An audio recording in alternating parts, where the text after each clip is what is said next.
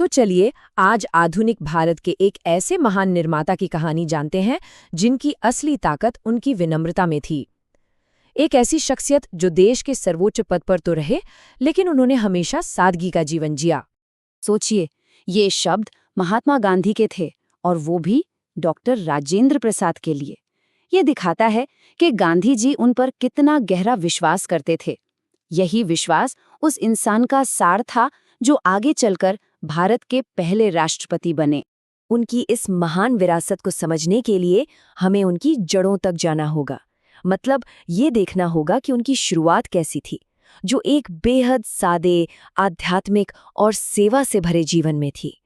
उन्हें लोग प्यार से राजेन बाबू बुलाते थे। बिहार के एक छोटे से गांव में उनका जन्म हुआ और उनके चरित्र को आकार दिया उनके परिवार ने, जहां सादा जीवन ही सबसे बड़ा मूल्य था। साथ ही रामायण और महाभारत की कहानियों का भी उन पर गहरा असर पड़ा। अब आता है उनकी जिंदगी का वो मोड़ जिसने सब कुछ बदल दिया। साल था 1917 और जगह थी चंपारण। वहां गांधी जी से उनकी मुलाकात ने उनके जीवन की दिशा हमेशा के लिए बदल दी। ये सिर्फ एक राजनीतिक घटना नहीं थी, ये उनके लिए एक व्यक्तिगत बदलाव था। और ये बदलाव कितना बड़ा था जरा देखिए। गांधी जी से प्रेरित होकर उन्होंने अपनी शानदार वकालत छोड़ दी, सुख सुविधाओं वाला जीवन त्याग दिया, यहाँ तक कि अपने कपड़े और बर्तन भी खुद धोना शुरू कर दिया। मतलब उन्होंने खुद को पूरी तरह से देश की सेवा में लगा दिया। और ये समर्पण सिर्फ एक घटना तक सीमित नहीं था। चंपारण से लेकर भारत छोड़ो आंदोलन तक वो लगातार देश सेवा में लगे रहे। उन्होंने हमेशा निजी फायदे से ऊपर देश की सेवा को रखा और इसी वजह से वो स्वतंत्रता संग्राम में एक बड़े नेता के रूप में उभरे। स्वतंत्रता संग्राम के बाद उनके सामने एक और भी बड़ी जिम्मेदारी आई। ये जिम्मेदारी थी भारत के भविष्य को गढ़ने की, यानी हमारे संविधान को बनाने वाली संविधान सभा की अध्यक्षता करने की। इस काम का जो पैमाना था, जो स्केल था, उसकी कल्पना करना भी आज मुश्किल है। लेकिन चलिए कुछ आंकड़ों से इसे समझने की कोशिश करते हैं। उन्हें एक ऐसे देश के लिए संविधान बनाना था जिसकी आबादी उस वक्त 31.9 करोड़ से ज्यादा थी। आपको अंदाजा देने के लिए बताऊं, ये उस समय के पूरे यूरोप की आबादी से भी ज्यादा थी अगर हम रूस को हटा दें तो। और सिर्फ इतना ही नहीं, उस वक्त भारत में करीब 600 रियासतें थीं। हर रियासत का अपना राजा, अपने कानून, अपनी परंपराएं, इन सब को एक साथ एक देश के झंडे तले लाना था। और ये आंकड़ा तो उनके काम करने के तरीके के बारे में बहुत कुछ बताता है।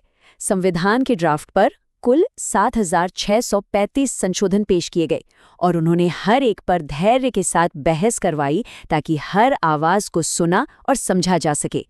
तो सवाल ये है कि वो ये सब कैसे कर पाए? इसका जवाब शायद एस राधाकृष्णन के इन शब्दों में है। राजेंद्र बाबू ने कभी ताकत का इस्तेमाल नहीं किया, बल्कि अपने शांत, धैर्यवान और सौम्य व्यवहार से सबका दिल और सम्मान जीता।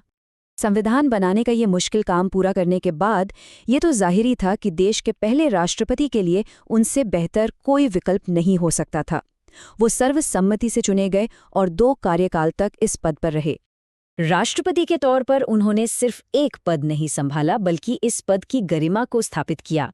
संसद में अपने पहले ही भाषण में उन्होंने एक नए भारत का स्पष्ट विजन सबके सामने रख दिया था।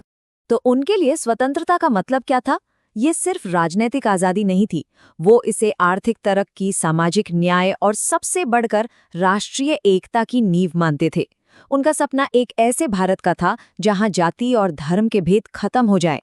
और उनकी इसी सोच की नींव थी अनेकता में एकता का सिद्धांत।